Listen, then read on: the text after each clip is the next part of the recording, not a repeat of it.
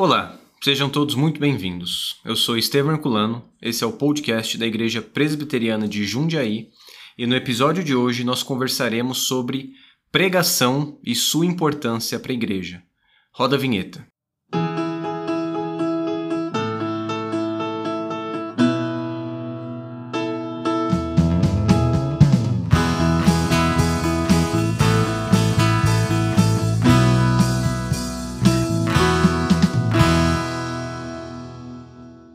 Olá a todos, estamos aqui novamente. Hoje temos uma figura ilustre que vem pela primeira vez no nosso podcast aqui, Reverendo Clayton Kenan. Muito obrigado pela presença, Reverendo. Uma alegria. Para a gente conversar um pouquinho sobre esse assunto tão importante. Reverendo Clayton é pastor na congregação de Louveira aqui, está caminhando, né, se Deus quiser. Se Deus quiser, meu irmão. Para a organização. Já a gente pede lá pro presbitério e a gente está orando. Amém. Se Deus quiser, vai dar certo. Amém. Estamos orando também. E chamei o Reverendo Clayton porque sei que ele gosta também do assunto, né? E prega. Todos os domingos. Prega todo domingo, rapaz do céu, daquele jeito. Isso aí. E já constatou que a orientação dos professores de ter que preparar um sermão em 30 horas não dá. Não, na realidade... Você ouviu isso também? Com certeza. Na realidade brasileira... Não... Um sermão bom é no mínimo 30 horas. Então eu já constatei que, infelizmente, se você é responsável por várias áreas da igreja, isso não é possível. Não, eu concordo. Na verdade, eu acho que isso é um pouco de... Bom, indo já por esse assunto, né? Pra gente começar, eu acho que é um pouco de...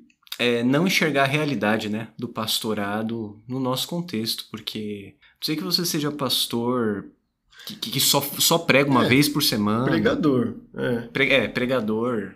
Só que mesmo se você for pregador e, por exemplo, der aulas num seminário, a não ser que, de fato, o pastor já esteja num momento de vida onde a preparação da aula é bem tranquila. Mas enfim, eu citei isso porque, né, pregando aí todos os domingos, basicamente todos os domingos desde 2022, então a gente já constata que é muita coisa para administrar, muitos pratos para equilibrar, então a pregação ela de fato é uma área crucial, essencial para a vida da igreja, mas brincando aqui, né, que aquele sermão de 30 horas de preparação e aquela exegese de 80 páginas do Antigo Testamento, de 60 do Novo Testamento, é difícil. A gente otimiza, né? Graças a Deus pelos softwares bíblicos. Com certeza. Né? Que aí otimiza. Com certeza. Mas, bom, concordo. E vamos lá então.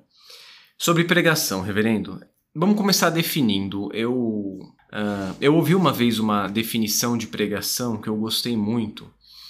E cada autor que você lê, né, nós temos grandes clássicos sobre pregação publicados em português, Pregação e Pregadores, do Martin Lloyd Jones, que eu acho que todo mundo que gosta costuma ler. Tem um livro muito bom do Timothy Keller sobre pregação. Eu trouxe aqui um livro do John Stott chamado O Perfil do Pregador, que é um dos grandes livros que eu li na minha vida, muito simples, né, que eu gosto muito. E cada autor costuma definir um pouco pregação com uma ênfase específica. Eu ouvi uma definição uma vez que eu gosto muito, e aí depois eu queria perguntar o que você acha e qual a que você mais acha que se adequa. Mas a definição. Pregação é a verdade de Deus transmitida através da personalidade do pregador. Eu acho muito interessante essa definição, porque preserva-se tanto a escritura, que é o fundamental, mas não anula a personalidade de quem prega. Sim, o pregador ele precisa estar inteiro ali. Exato. E inteiro de fato, mente e corpo. A gente não pode simplesmente cuidar da mente, estar com o corpo cansado, que aí eu não vou conseguir comunicar. E eu não posso ser um atleta, ter um condicionamento físico top, mas não ter o que comunicar. Então, com certeza, a gente precisa estar inteiro ali. Mas eu diria... muito baseado também no que o Lloyd Jones fala, né? É você comunicar publicamente a palavra de Deus, ou a palavra de Deus ser interpretada publicamente por um ministro comissionado por Cristo para essa função. Porque aqui eu acho que vale a pena a gente distinguir a pregação da qual a gente está falando, que é essa pregação pública, a pregação no culto público, da evangelização. Legal. Né? Porque a evangelização, todo mundo, do mais novo ao mais velho, homens e mulheres. A pregação no culto público, então, a gente vê nas escrituras que homens foram comissionados para se dedicarem para isso. Então eu diria que é isso, é uma interpretação pública da palavra de Deus. Tá. Então nós temos aí já uma definição. Eu acho interessante essa distinção que você fez, porque todo mundo é chamado para pregar o evangelho a toda criatura. E de fazer discípulos. Exato. Então a gente tem essa evangelização que todos os crentes são comissionados a fazer, mas há uma pregação pública, que é aquilo que a gente vê na Bíblia no Antigo Testamento, o assim diz o Senhor, né? Uhum. Que quem faz são os ministros do evangelho, que se preparam e se esmeram para fazer isso. Uhum. Né? Então, sobre essa definição de pregação, nós atribuímos essa pregação ao povo de Deus no culto público, aos pastores comissionados para isso, não porque eles são melhores, Sim. mas porque Deus os chamou para esse chamado Sim. específico. Né? E é um grande privilégio. Sim. Essa é a coisa que você mais gosta de fazer ou não? Rapaz, não sei. Não sei se na vida do pastorado.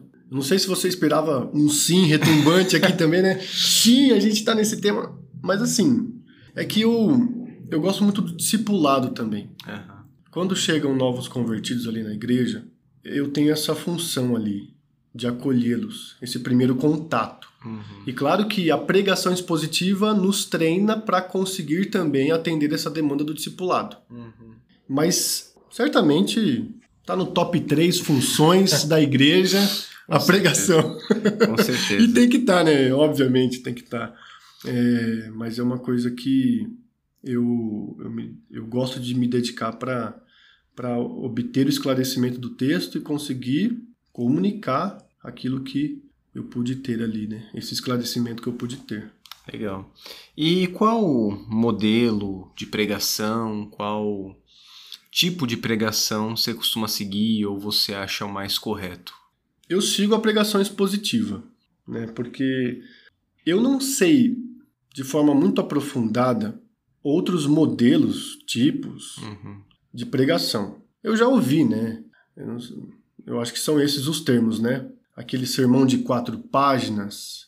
Ah, sim. Já ouviu falar? É de um autor, Paul Scott Wilson, eu acho. Eu já ouvi falar desse. A gente sabe, né? Sobre tópico, sermão temático. Embora eu também entenda que é possível fazer um sermão temático expositivo. Sim. Mas, atualmente, eu pego um livro da Bíblia e exponho ele do início ao fim. Ou eu pego um tema, como, por exemplo, recentemente a gente fez uma congregação sobre serviço.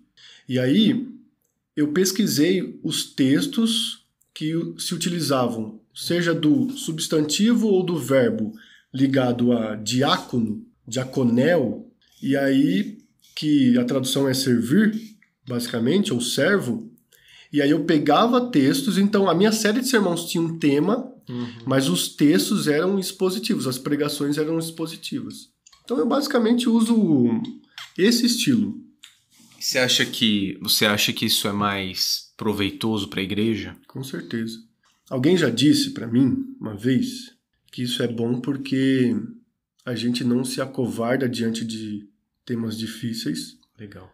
Porque aí você está seguindo uma cronologia ali, uma ordem do livro, da carta, enfim. E você também não dá a impressão de que você está falando para alguém em específico. Legal. Nossa, essa semana aqui o pastor falou comigo e domingo ele vem com essa pregação. Indireta. São as famosas indiretas. Então a gente elimina isso, né?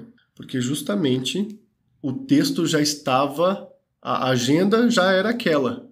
O texto que seria pregado já era aquele. Então eu gosto de pregação que dizem, né? Lectio continua. Legal. Então você prega continuamente ali um texto passagem por passagem. Já teve vezes... Essa é uma coisa boa de ser pastor e o responsável ali pela pregação. Porque eu sei que na semana seguinte eu vou pregar. Então, se na minha preparação eu percebi, olha, já vai dar muito tempo. Eu sei que se fosse no seminário eu teria que encaixar os restantes dos versículos, porque aquela perícope teria de ser assim. Inquebrável. Inquebrável. Aí o que eu faço? Não, eu corto aqui, eu pauso, continuo na semana que vem. A gente sabe, né, dos pais da igreja, do próprio Calvino, pregando quase que versículo por versículo, nessa lectio continua, expondo isso dessa forma, o que geraram muitos comentários bíblicos. Sim. Então, dessa forma que eu faço. E eu acho, de fato, muito proveitoso para a igreja, porque a gente vai recebendo ensinamentos, pouco a pouco, vai crescendo nisso, e isso é muito importante. Eu acho legal também, eu sou muito, muito adepto, assim, da pregação expositiva também. E, bom, é a nossa escola, né? Sim. A gente ouviu isso no seminário. Não conheço outro, eu não sou aprofundado em outro, por exemplo. Mas eu acho interessante porque quando Paulo se despede lá dos presbíteros em Éfeso, sim, ele fala para eles, né, que ele apresentou todo o conselho de Deus. E essa ideia de todo o conselho, todo o desígnio de Deus, acompanha a pregação expositiva, sim, lectio contínua. Sim.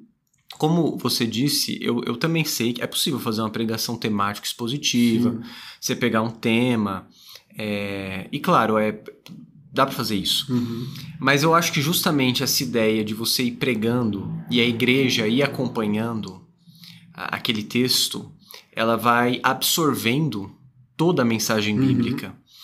E eu já ouvi algumas críticas, o Rev, sobre o pessoal, algumas pessoas às vezes dizendo assim, mas às vezes a igreja está com uma necessidade específica e o pastor está lá pregando aquele texto e continuando aquilo, né? Eu até entendo que a pessoa quer dizer que tem um bom... Não tá falando isso de má fé, né? De maneira nenhuma. Mas qual que é a grande questão? O ministério do aconselhamento, por exemplo, faz parte do ministério da palavra, né? Sim. Então, certos problemas pontuais devem ser também tratados por meio do aconselhamento.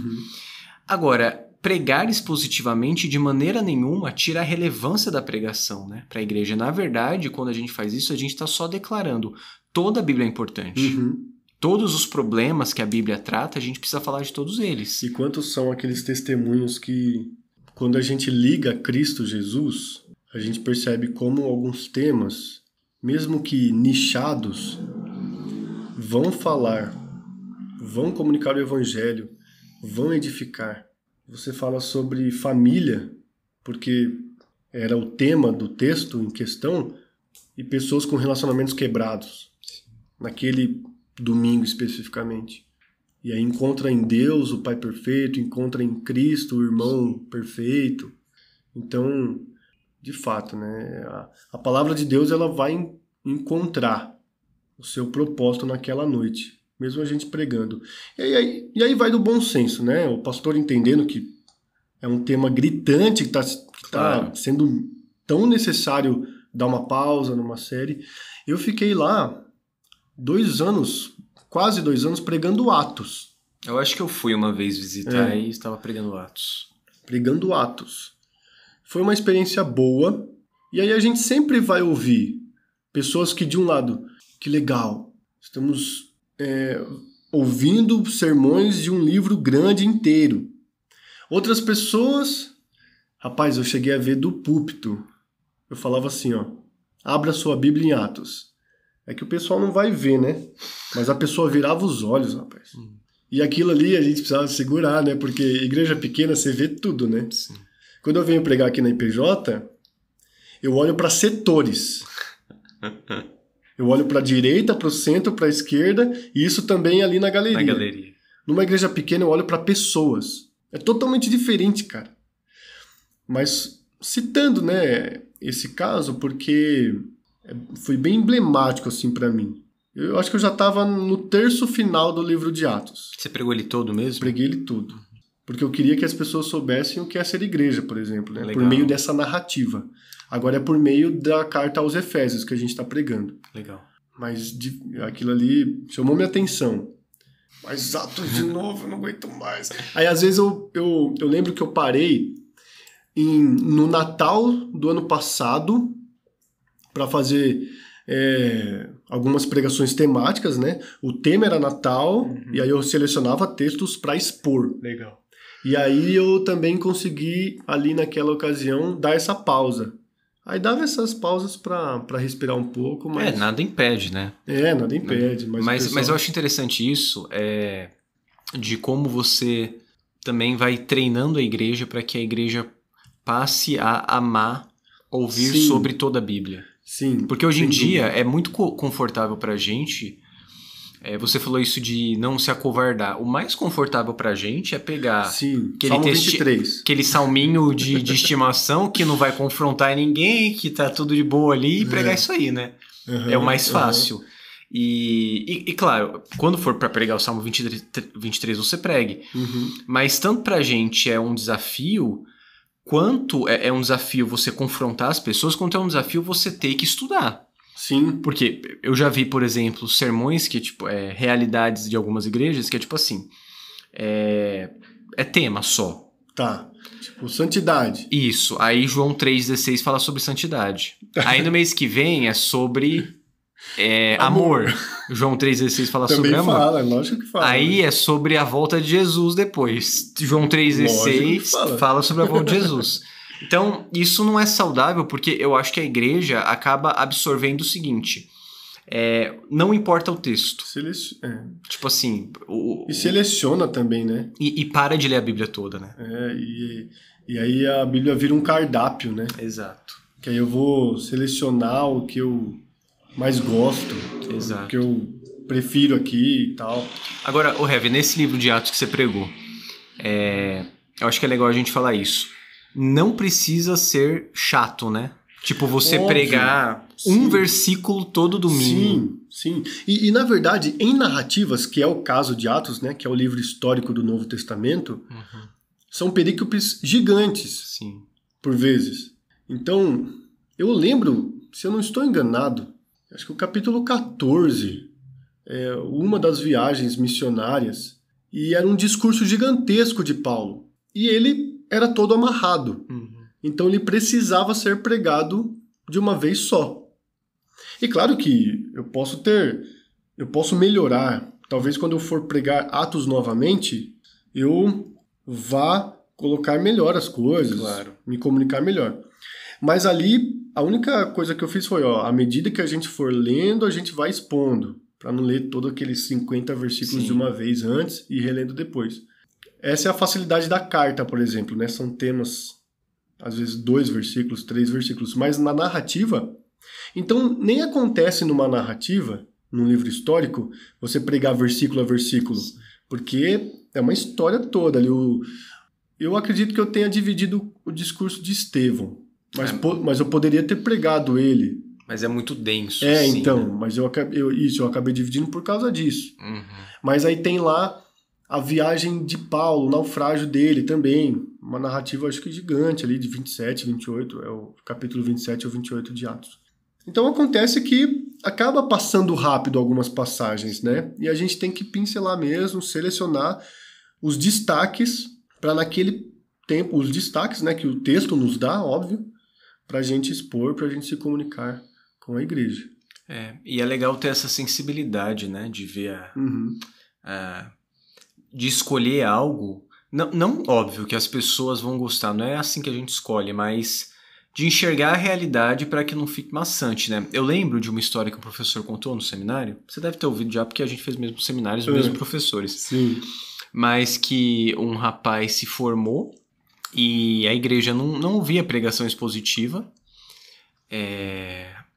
Era pregação tópica. Pegava Igreja presbiteriana. Presbiteriana. E ele saiu ali com o coração ardendo, né? Pra pregar assim e tal. Saiu na jaula, né? Saiu da jaula. O monstro. Aí falou, chegou na igreja como? A igreja. Foi expor Isaías. Começou bem, hein? E aí, cara, não deu certo. Porque livro gigantesco, dificílimo. Então tem isso, exatamente. Exatamente, cara. A gente tem que... É uma dieta, né? Exato. A gente tem que ajudar as pessoas a irem assimilando aos poucos. Talvez eu tenha errado em pregar Atos antes de Efésios, por exemplo. Talvez eu tenha tido... Embora eu já tenha... Antes de Atos, eu já tinha feito outras séries de mensagens. Mas era narrativa, né? Esqueci. É mais fácil. Eu fiz das 2 cartas de Pedro antes. Legal. Se eu não me engano. Então, 2022 foram as 2 cartas de Pedro, aí 23 e 24 Atos, e aí no meio disso, minisséries, por exemplo, da Páscoa, Legal. Mês da Família, Natal, e agora a gente está pregando Efésios. Nesse segundo semestre agora a gente pregou Efésios, e no primeiro semestre eu falei sobre serviço. Legal. Na igreja, né? Então, enfim, não, eu já tinha pregado, de fato, eu já tinha pregado 2 cartas curtas, né? Então eu fui para um livro histórico grande, assim.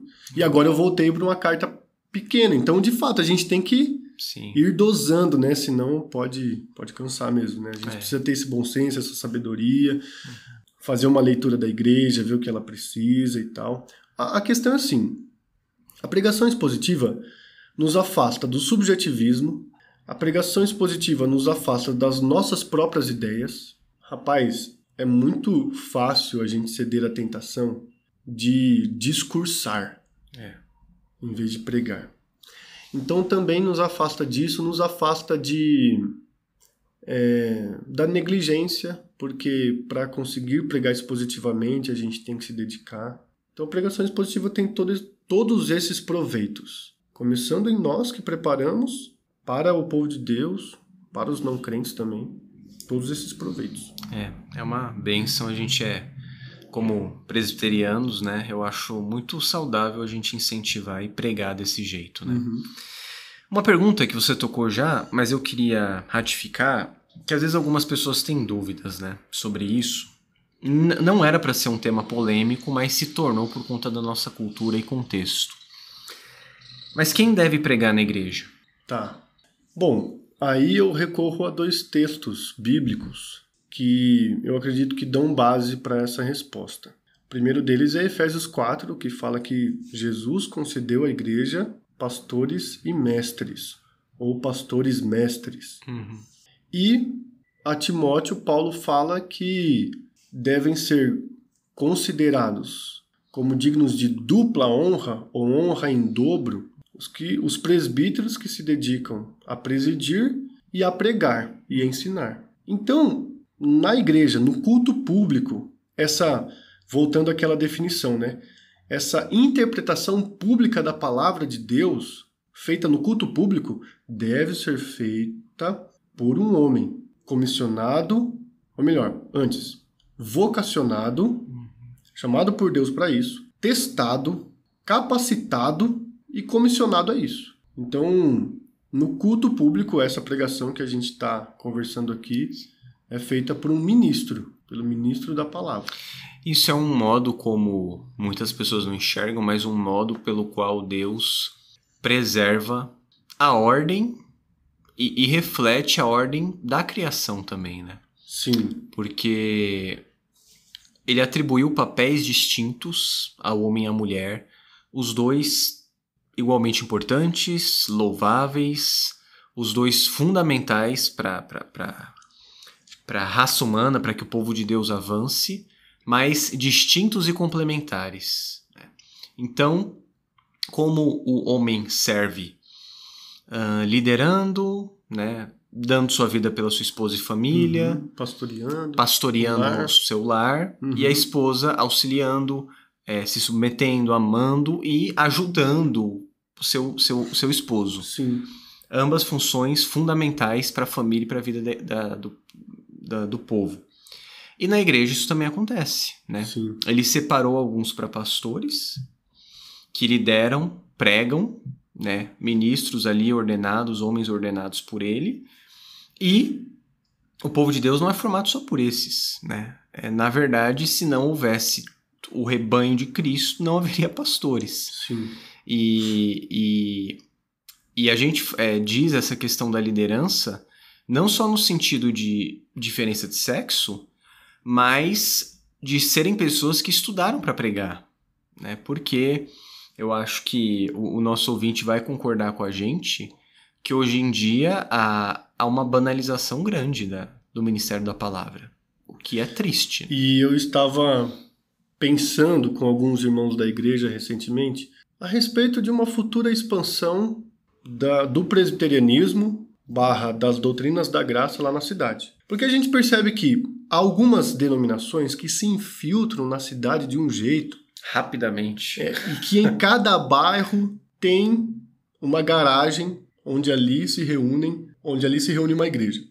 E a gente tem que buscar o equilíbrio, porque essa banalização que você está dizendo é justamente uma das coisas pelas quais eles passam por cima, eles fazem vista grossa para conseguir se infiltrar. E eu sei que algumas denominações têm seu papel na sociedade, mesmo fazendo dessa forma. Porém, quando acontece uma infiltração de algumas igrejas assim, de forma banal, de forma muito veloz, de forma muito rápida, a principal nutrição da igreja, que é a pregação pública do evangelho, que deveria ser feita por um ministro vocacionado, testado, capacitado e comissionado, acaba sendo deixado de lado. E aí várias atrocidades são faladas no púlpito, né? Aí, meu irmão, aí é só barbaridade, né? Só dá asas à imaginação que vai longe, né? Pois é, rapaz. Inclusive o Felipe Niel, naquele curso Pregação Expositiva ou Pregadores, acho que é Pregação Expositiva, que tem vários professores. Tem ele, o Emílio, o Nicodemos, pastor Renan, que eu esqueci o sobrenome dele, mas aí ele fala, né? Tem aquela pregação ALN. Você abre a Bíblia, você lê a Bíblia e você nunca mais volta para a Bíblia. A pregação ALN. Então, você perguntou, né, sobre métodos, sobre modelos de pregação. Tem esse modelo, né? E, enfim, mas nem lembro por que eu entrei nesse assunto. Não, pode falar. Não, mas é isso. Quem deve pregar? Sim. Ministros, vocacionados, testados, capacitados e comissionados. Mesmo frágeis, seja na sua comunicação, seja na sua vida, Deus escolheu que fosse assim. E ele, de alguma forma, vai mostrar, inclusive, o seu poder. Não é verdade que quando somos fracos é que somos fortes? Sim. Eu acho que isso cabe aqui nesse sentido. Deus mostra o seu poder, sua grandeza, usando homens frágeis também, né? Essa era uma crítica que o apóstolo Paulo sofreu, né, em Coríntio, quando ele diz que a igreja dizia sobre ele que ele era forte por carta, mas a presença era fraca. Nas cartas ele era um leão. Na igreja era um gatinho, né? Porque parece que o grande pregador, aparentemente pelo texto, era Apolo, que era desenrolado, né? Desenrolado. Parece que Paulo não era, do ponto de vista de pregação... Eu já vi imagens de que a feição de Paulo era... ele fisicamente era muito feio, muito castigado também, né? Rapaz, ele deve ter apanhado também tanto que então é isso, os açoites, todas as coisas que ele passou na vida, acho que deixou... Se eu não me engano, cara, eu vi alguma coisa que ele era meio fisicamente assim, sabe? Mirrado. Era mirrado, ele não era... Sabe, ele não abria portas com a presença dele, assim. Ninguém dava moral pra ele. Entendi. Mas por carta... mas era uma crítica que ele sofria, de fato. O cara coube num cesto pra fugir, né? Então, eu já vi imagens que ele era meio corcunda, cara. Lógico, isso aí são... Conjecturas, mas de fato, a igreja fala que ele era fraco de presença. Sim. Aí ele usa o argumento que, olha, quando eu fui até vocês, eu não fui no poder de experiência humana, de sabedoria humana, mas no poder de Deus. Sim. Eu escolhi nada saber entre vós, senão a Cristo e este crucificado. Então, embora nós sejamos frágeis, o poder que nós pregamos não vem de nós. Nós carregamos uma mensagem eternamente maior que nós, né? E voltando até naquela definição que a gente usou, o Lloyd Jones também ele vai dizer que a pregação ela é lógica em chamas. E alguém já disse também, não sei se você sabe quem disse, mas eu já ouvi essa frase. Ponha fogo no seu sermão ou ponha seu sermão no fogo. Já ouviu essa frase? Eu já ouvi dizer que é do Spurgeon. Eu acho que é atribuída ao Wesley, mas é... Ok. Mas isso aí eu não sei, Wesley né? não pode dizer aqui, né? Brincadeira. Não, pode. Ele foi um rapaz crente, piedoso. Foi crente. Foi. Tá no céu, eu acho. Mas então, e aí o Lloyd Jones ele vai dizer então que é essa mistura entre o trabalho da nossa mente, o nosso labor mental e intelectual com a ação do Espírito Santo. Sim. Que é o que você estava falando de como o apóstolo Paulo se dirigia à igreja. Não era pelo poder dele simplesmente, Claro.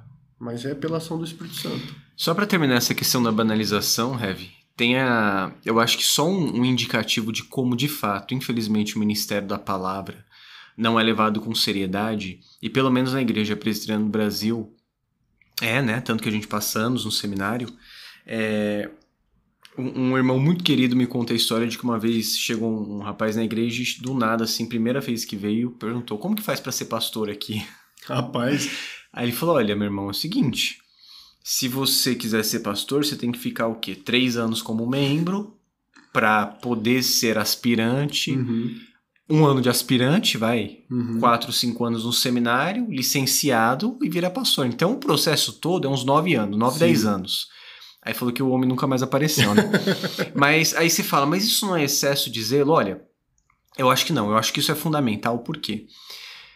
Hoje nós temos o fenômeno de crianças de 10 ou 12 anos pregando.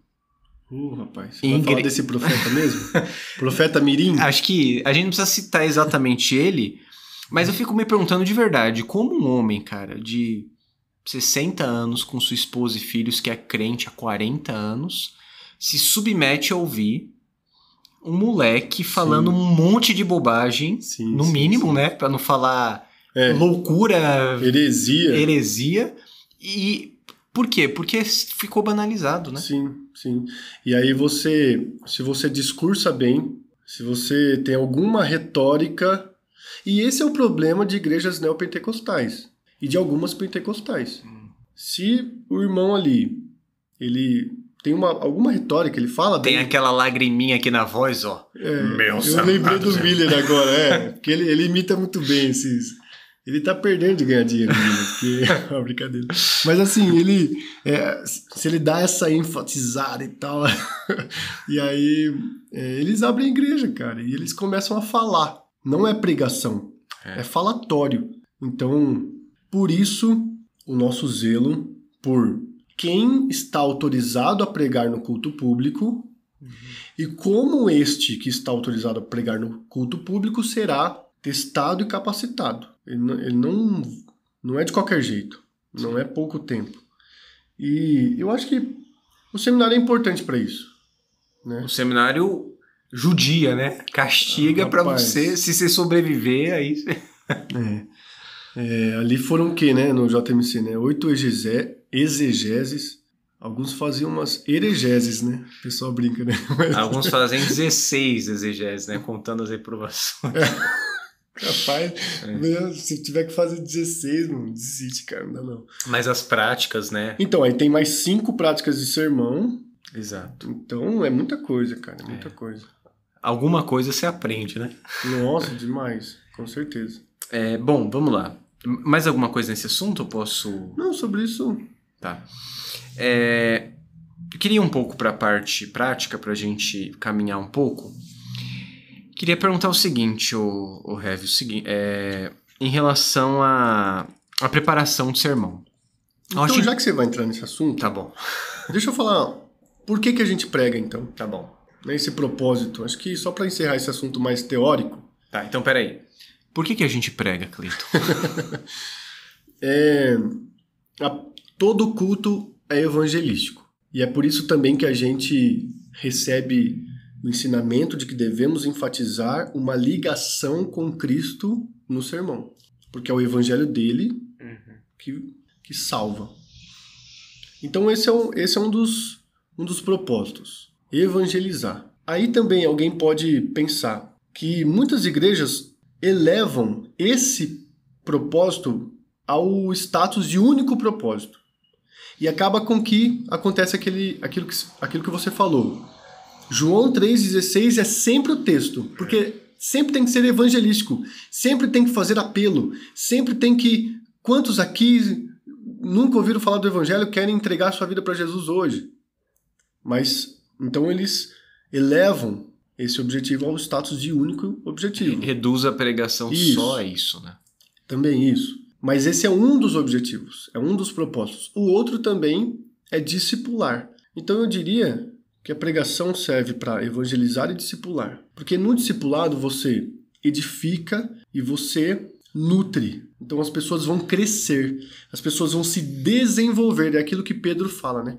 Cresçam na graça e no conhecimento. Então, para fechar, eu achei importante falar isso, porque de fato a gente precisa ter em mente esses propósitos, porque dessa forma o crente ele não vai querer perder um culto, porque ali eu vou me alimentar, ali eu vou ser nutrido, e o crente ele sabe que ele pode levar um amigo na igreja no culto, porque o sermão vai falar com ele também. Exatamente. E recentemente eu conversei com um dos pastores do presbitério e ele falou que uma das coisas que contribuíram para o crescimento da igreja foi ele pregar para não crentes. E às vezes eu estou ali na congregação e eu sei que todos os que estão ali são dali, mas eu faço uma aplicação a não crentes. Até porque a gente grava também, né? Mas assim, para que eles vejam que esse é um dos propósitos do sermão e que eles devem trazer amigos, familiares que não são cristãos para ouvirem o evangelho. Então a gente vai ficar mais um pouquinho nesse tema, pode ser só mais um pouquinho. Depois a gente vai para a parte prática, porque eu achei interessante. Aí que está também uma coisa fundamental da pregação. Isso é uma coisa que a igreja precisa reparar, que há uma necessidade essencial de que o sermão seja cristocêntrico e aponte para Cristo. Não aquelas coisas forçadas, alegóricas, nada a ver, do prego da arca, que é o prego que pregou Jesus, e Jesus é a arca, não isso.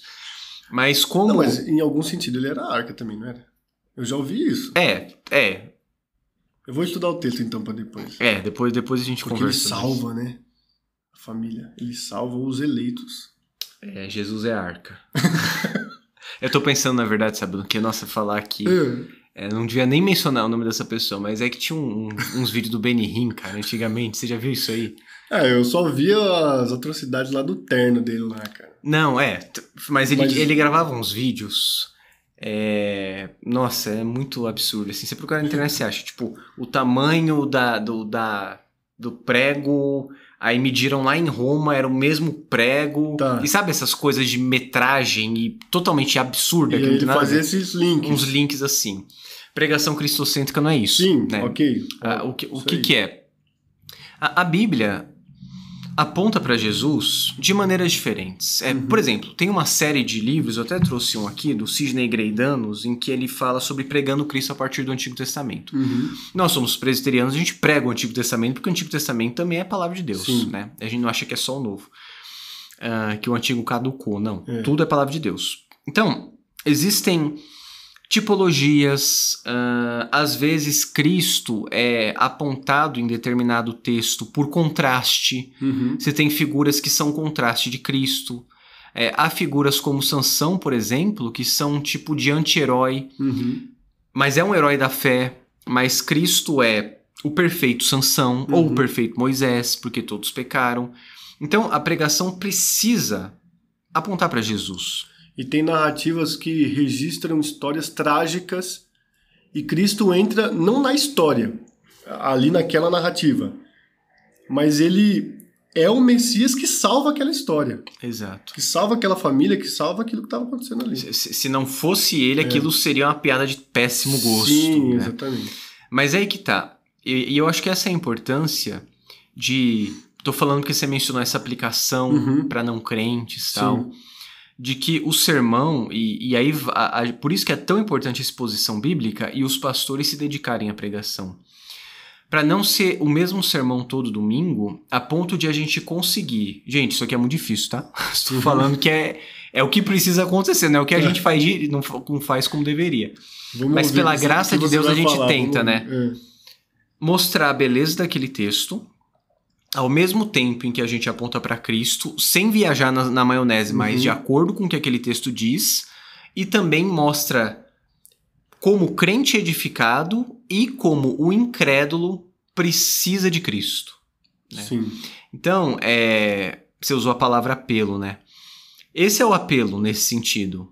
Olha, você precisa de Cristo porque a sua vida é essa situação trágica da história, sem resolução. Mas há um Salvador que apareceu milhares de anos depois e ele mostrou como uma situação terrível como essa pode ser solucionada. O que você precisa na sua vida é desse Salvador. Então, a gente precisa conseguir fazer isso, né? A pregação precisa fazer isso. As histórias na Bíblia estão aí para isso. Deus, ele é, digamos, honesto e ele é perfeitamente honesto. Então, ele permitiu que o Espírito Santo inspirasse pessoas para registrar histórias na Bíblia, a fim de que essas histórias, de fato, causasse até algo desagradável quando a gente ouve, né? Mas que história pesada. História do levita, de Juízes. Também. História de incesto. História de um rei que adulterou e fez com que o marido daquela moça fosse para a guerra na linha de frente. O que era uma declaração de morte. Planejou tudo ali. Então, essas histórias de fato estão ali pra gente... quando foram os filhos de Jacó, né? Que fizeram aquela nação inteira se circuncidar. Nossa, certo. Porque eles alguém abusou da irmã deles, né? De Diná. Exato. Então percebam, essas histórias são pesadas. São histórias trágicas. Aí eles matam, né? Todo mundo depois. Isso, porque eles estavam ali, né? Eles história... estavam no pós-operatório, né? Essa história é muito tensa. Você dá risada, né, cara? Mas... Não, mas é muito Sim, tensa. Não, eu tô brincando com você. Imagina aí os caras pensando na estratégia do negócio. É uma maquinação do mal. A gente circuncida eles vão estar no pós-operatório e membros do povo da aliança. Então essa história tá lá pra gente entender que nunca foi pelas obras, por exemplo. Que é o que muita gente às vezes levanta acerca do Antigo Testamento. Com certeza. Legal. Parte prática, um pouquinho, vai. Tudo que a gente falou é prático, na verdade, mas só pra... Agora eu acho que seria legal pra quem tá ouvindo a gente entender um pouco desse ofício, né, da preparação e tal. Como que você costuma preparar uma pregação? Você segue alguma estrutura? As 40 horas que você usa, como que funciona? Rapaz, as 40 horas... Olha, a gente, enquanto responsável por uma congregação ou por uma igreja, a gente tem várias demandas. E uma delas é a pregação. E por vezes, as demandas da semana, elas precisam sendo tiradas da frente, né? Então vamos supor, no momento, eu começo a fazer alguma coisa na segunda-feira, só que para um estudo que eu vou dar na terça-feira para os irmãos lá. E aí na quarta-feira, eu tenho que preparar algumas coisas para alguns ministérios da igreja. E aí na quinta-feira eu começo a preparar o sermão. Claro que na terça, ou até mesmo desde a segunda-feira, eu posso ler uma coisa, eu posso meditar aqui e ali, mas trabalhar mesmo, quinta-feira. E o Logos é uma bênção, né? Nossa, a gente é muito privilegiado na época que a gente vive, né? Sim, quando a gente chegou no seminário, quando eu cheguei no seminário, 2016, tava despontando isso, né? Aí eles falavam muito sobre o Bible Works, né? Mas tava meio defasado já. E o Logos estava surgindo. Enfim, uma bênção, porque aí eu tenho o meu layout lá da pregação. Comprei uma biblioteca lá. Eu não gosto de livro físico. Desculpe, você me perdoa? É normal. Eu gosto bastante. Mas eu não compro um... Eu compro um pouco, na verdade. A minha esposa não deixa mais. Eu amo livro digital, cara. Porque eu levo para todo lugar. Então aí eu tenho lá, comprei uma biblioteca no Logos lá. Eu sabia que eu ia fazer a série de sermões, então comprei vários comentários lá dentro desse pacote. Legal. Então eu abro lá o layout, aí eu tenho a Bíblia, eu tenho o guia exegético, que ele... Como é que é a palavra que fala? Esqueci a palavra, mas ele esmiuça palavra por palavra da língua original. Então ele dá o significado de palavra por palavra. Mostra tudo lá, as declinações. Isso, tudo. Se é verbo, se é substantivo e tudo mais. Aí eu tenho também ali a Bíblia no original, comentários em português, comentários em inglês, eu abro um léxico, eu abro algum gráfico de sintaxe, e eu começo assim. Primeiro, eu leio o texto. Leio o texto algumas vezes. Preciso me familiarizar. Versão... E leio em algumas versões, às vezes. Eu faço isso também. Né? Tipo, NA, NVI... NVT é boa. ARA. No Logos, por exemplo, tem aquela ferramenta comparação de texto. E eu gosto de ver o percentual de diferença. Porque ele coloca ali, né? 10% diferente daquela outra e tudo mais. Então eu gosto de ver. Aí depois eu vou para esse guia exegético. Legal. Vendo palavra por palavra. Porque aí a palavra que chama atenção, aí eu faço uma observação. Então esses dias eu estava pregando em Efésios, inclusive num texto que você foi pregar, né? Que é Efésios 4, de 1 a 6. Sobre a unidade. Você foi pregar lá.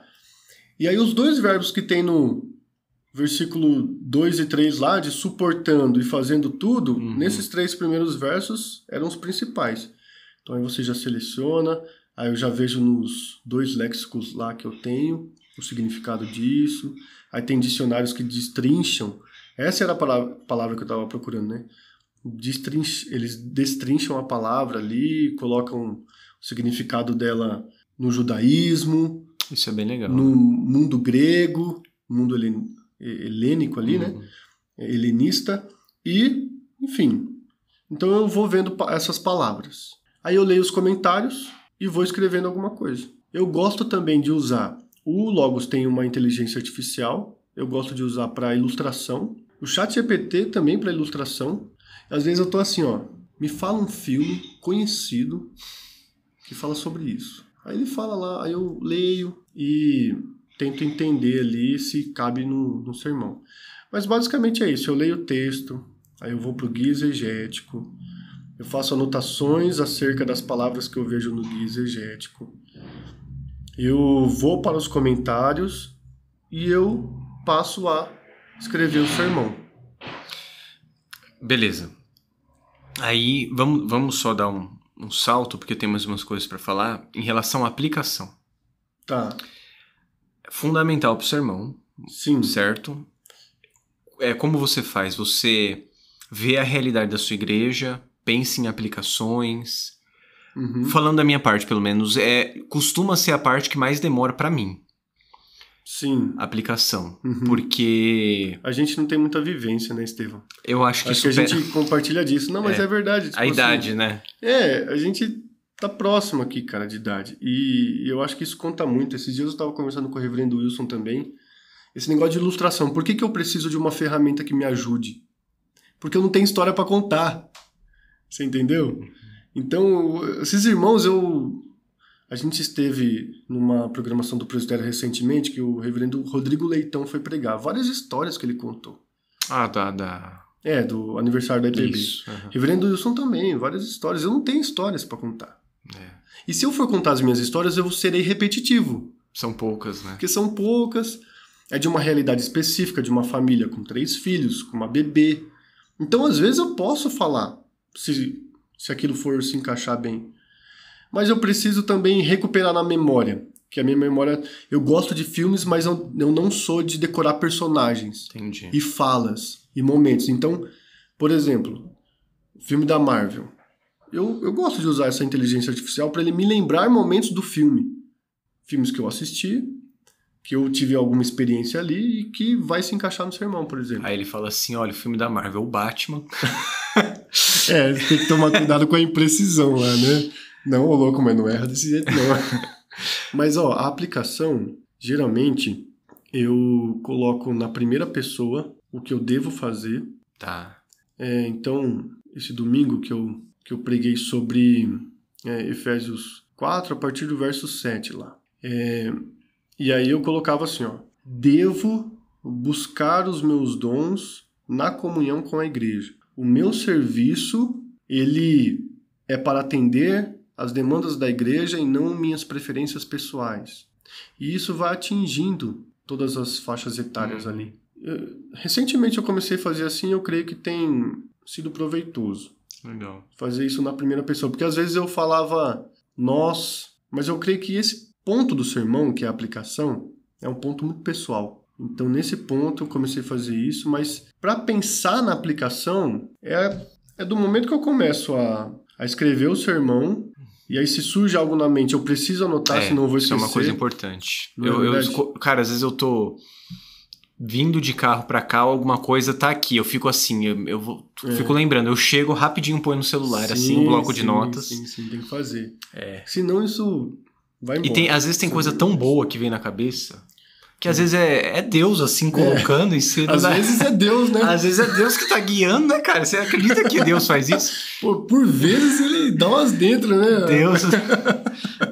Agora uma coisa que eu queria falar rapidinho também, eu passei um roteirinho pro Cleiton, né, dando um exposed aqui, mas eu queria se você pudesse citar algum erro comum, assim, que você já viu em pregação, que você tenta não cometer. Eu vou falar por exemplo. Tá, fala aí que eu vou pensando. Isso, vai pensando.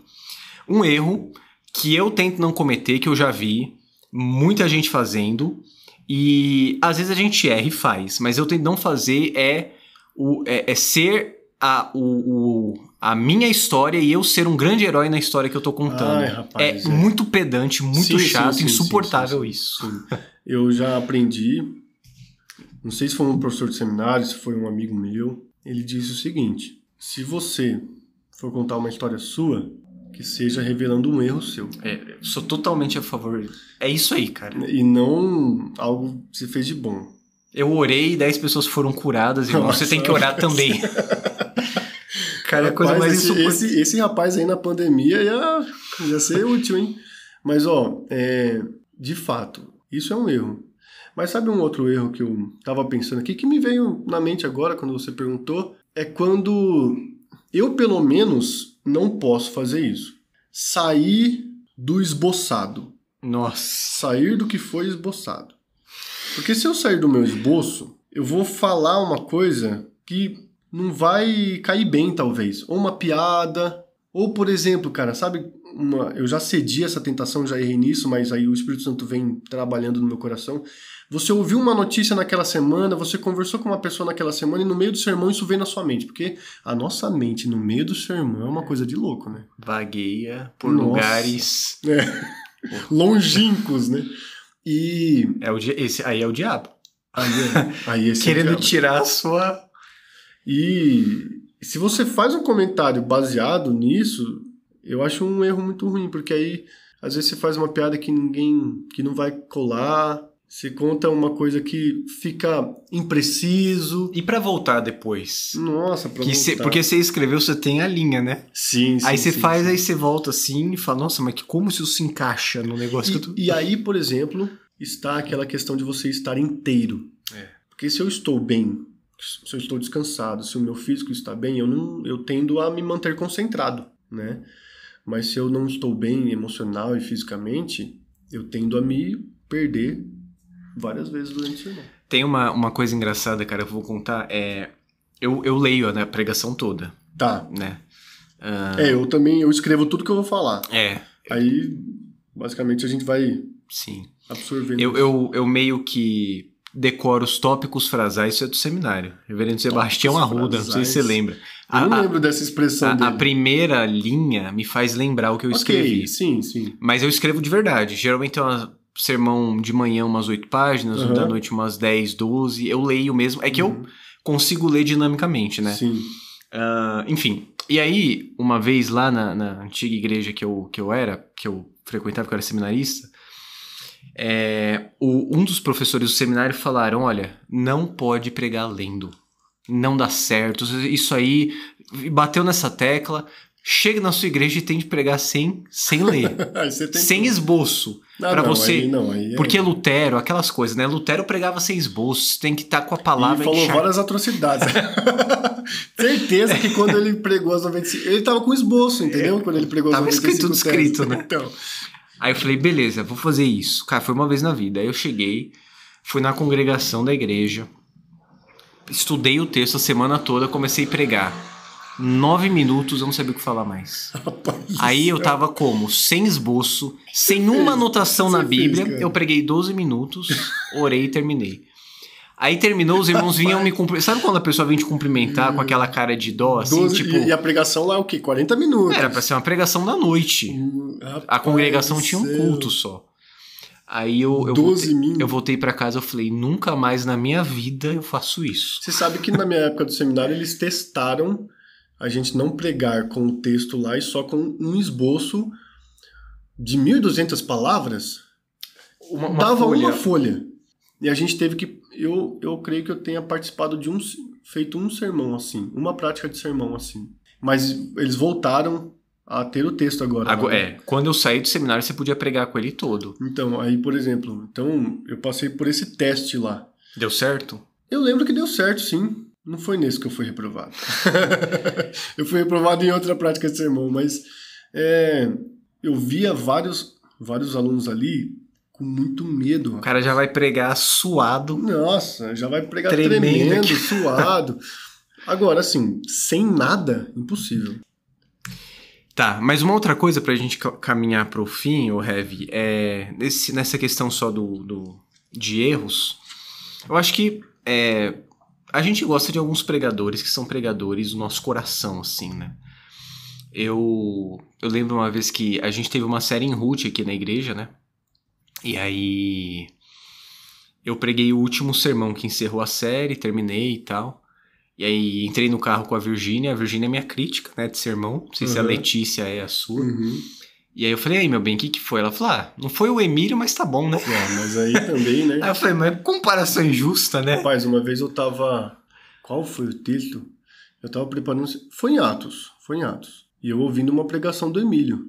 E eu no carro, indo pra casa do Arjuna, que ia ter chá de bebê lá, né? Pra ele. Aí, o Emílio me solta uma frase, né? Que é uma das frases de Sproul, né? Ele cita... É que o jeito que ele cita é maravilhoso, né? Mas do jeito que ele organizou a linha de raciocínio e depois terminou falando que Sproul disse... era do sermão de Estevão. Às vezes a gente se pergunta, por que coisas ruins acontecem com pessoas boas? Sproul diz, isso só aconteceu uma vez na história. Cara, eu me emociono até hoje. E o jeito que ele falou, eu comecei a chorar no carro. Eu comecei a soluçar, irmão, com o Emílio falando. Isso só aconteceu uma vez na história, foi com Cristo Jesus. Só uma vez na história uma coisa ruim aconteceu com uma pessoa boa. E esses dias também... Aí você quis rasgar seu sermão e deixar o Emílio pregando. Pelo amor de Deus, vamos soltar um áudio dele lá. Aí, esses dias também, ele falando... Eu fui preparar um sermão em Efésios e ele começou a introduzir... Ele é maravilhoso, assim, ele prega muito bem. Aí ele falando sobre o Monte Everest. E no início que eu ouvi a introdução do sermão dele, eu já tinha preparado um pouco do meu sermão. Fui ouvir o sermão dele para ver, vamos ver se tem alguma coisa aqui que eu possa aproveitar. Olha que coisa, né? Cara, a pior coisa é você estar preparando um sermão e ouvir o Emílio. Não, rapaz, a introdução dele maravilhosa, assim. Aí no início eu pensei, poxa, eu vou falar e vou citar que é dele, né? Depois no final do sermão, eu pensei, não, eu vou ter que pregar do jeito que ele pregou para dar certo a introdução dele, porque ele fala do Monte Everest... Porque eu não lembro qual texto que ele usou essa questão, mas, enfim, também ele organizou para isso. Ele organiza de um jeito muito bom. Mas eu gosto dele. Gosto do Nicodemos. Ia falar que eu gosto do Hernandes também. Hernandes é muito bom. Eu gosto do Jonas Madureira. Quem mais? O que eu gosto, cara? Deixa eu pensar aqui. Eu anotei antes de vir aqui, ó. Uma vez eu ouvi uma pregação do João Paulo Tomás de Aquino. O reverendo João é bom. Achei muito boa. Foi meu professor lá. Sim, pois é. Eu lamento não ter tido aula com ele. Quando eu estava no seminário, ele estava voltando, acho que do doutorado, e deu aula só à noite. Ele já pregou pra gente tudo na capela. Às vezes eu escuto ele. Até no Jumper lá, tem uns devocionais. Sim. Ele prega muito bem, eu gosto. Assim... É mais esses que eu... Mas aqui no Brasil, eu acho que, pra mim, o pastor que eu escuto com frequência é o reverendo Emílio. De verdade, direto eu escuto. O Nicodemos eu ouço, é como se fosse um comentário bíblico. Então, eu ouço pra pescar informações importantes no texto. O Hernandes eu ouço pra homilética. Que é impecável, né? Dividir ali e dar nome às divisões. O Emílio eu ouço pra chorar. Não, o Emílio eu ouço pra ser edificado. Rapaz, o Emílio... É porque ele... É que tá em alta, né? Tá em alta também, né? Tá em alta. Mas ele é bom. Eu já ouvi aqueles livros dele. A série de livros que ele tem, né? De livros de fantasia, de histórias que ele tem, né? Eu esqueci o nome. Acho que é... Da série de livros. É um ano de histórias. Isso, exatamente. Então, e o Jonas Madureira, esse é fervoroso. Só que ele prega 1 hora e pouco, cara. Eu vou lá no sermão do Nicodemos, 40. Do Emílio, 35. Do Hernandes também. Do Jonas, 1h20. Tem uns vídeos de pregação dele lá da igreja dele. É muita coisa. Por isso que tem essa questão da realidade da igreja. Mas né? ele é bom. Ele é fervoroso. E tem uma palestra dele na Pronobis que ele fala sobre você treinar a igreja a gostar da palavra. Eu vi. Da conferência que teve. Isso, eu ouvi todas as palestras. Muito boa, né? Muito bom. Eu tenho uma sobre o canto congregacional e acho que é nessa que ele fala sobre você treinar a igreja a apreciar a palavra. Talvez por isso que ele possa... com certeza. Pregar tanto tempo lá. Tem uma, pra gente terminar rapidinho, os pregadores que você falou, todos eu escuto também. E lá fora eu escutava também bastante o John MacArthur, que recentemente faleceu. O John Piper, eu acho que é sim. unanimidade. E tem o Albert Mohler, que é um pastor batista, que eu gosto também do jeito que ele prega. Mas sobre o Emílio, eu tive essa experiência já de chorar ouvindo uma pregação dele. Eu voltava ano passado do seminário todo dia, né? Ia daqui de Jundiaí pro JMC e voltava. E, cara, às vezes eu voltava orando, às vezes ouvindo música, e às vezes eu colocava uma pregação. E aí, uma vez eu coloquei uma pregação que nem é da igreja dele, tá no YouTube. Tá. Na igreja do Jonas Madureira, na Igreja Batista da Palavra sobre Sansão. A pregação se chama Solos Christus. Nossa. E eu comecei a ouvir essa pregação e ele cita até uma música do Coldplay. Inclusive eu já usei essa música em pregação depois. Sim, lá também. Na igreja você já usou. Exatamente, Pra você ver o perigo de escutar o Emílio, né? Que fala, cara, isso aqui... Ele mexe muito com a cultura, cara. Ele é muito bom nisso. Exato. Mexe com cultura, com livro. E aí ele começou a pregar e eu tava assim, cara, como que isso se conecta? Meu irmão, quando deu uns 30 minutos de pregação, cara, eu no carro na Bandeirantes, fui tocado ali, comecei a chorar e dirigindo ali a 100 por hora. Esse é o ponto, cara, que esses dias ele falando, que ele começou a falar sobre os montes mais altos de cada continente, aí ele parou no Monte Everest e fala que lá em cima o ar é rarefeito, aí quando ele chega no final, só existe uma pessoa que subiu um monte que você nunca poderia subir, alguma coisa assim. Mas é isso. A gente só vai compreender. Ele organiza esse texto do sermão dele de forma espetacular. É bem legal. Então... recomendação para quem tá ouvindo o podcast aí, escute o Reverendo Emílio. Deu para perceber que a gente gosta um pouco e vale a pena. Mais alguma coisa que você queira falar, Heavy, sobre esse assunto? Indicar alguns livros. Ah, legal. Pode falar. Eu notei aqui Pregação e Pregadores, do Lloyd Jones. Esse é clássico dos clássicos. Pregação Reformada, do Joel Bick. Aquele branco grande. Isso, ambos da Editora Fiel. Pregação Cristocêntrica, do Brian Chappell. Esse também... esse é da Editora Cultura Cristã. E também, né, Confissões de um Pregador, do Nicodemos, e Pregação Expositiva, do Hernandes. São 5 livros que eu creio que, enfim, são livros para nos nutrir acerca desse assunto de forma muito abrangente, de forma muito precisa e muito profunda. E se você que está escutando, que a maioria do nosso público aqui, membro da igreja, isso vai te ajudar a ser edificado e saber o que é uma boa pregação, né? E amar a palavra. A pregação serve para nutrir o rebanho de Cristo, para pregar o evangelho, né? Evangelizar, alcançar as pessoas, e para que as ovelhas sejam nutridas. Então, você precisa incentivar no seu coração a vontade por receber esse alimento e amar esse alimento que é a palavra. E a pregação é isso. Então, você precisa amar a pregação. Nós não somos tão bons assim, mas Deus, por sua graça, nos usa, né? E graças a Deus por isso. Heavy, muito obrigado. Deus abençoe, foi uma alegria tê-lo aqui. Bom demais. Deus continue abençoando o seu Amém. ministério, a Igreja de Louveira, Amém. a Letícia, as crianças, e te usando como um pregador, um arauto da palavra. Amém. Se você ficou até aqui, nós pedimos que você faça a inscrição nos canais da IPJ, no canal do YouTube, ative o sininho de notificação no Spotify, siga a página do Instagram da IPJ e compartilhe esse conteúdo para que mais pessoas sejam alcançadas, ouçam a mensagem do Evangelho e sejam nutridas por esses temas que nós abordamos aqui. Até a próxima, Deus abençoe. Um abraço.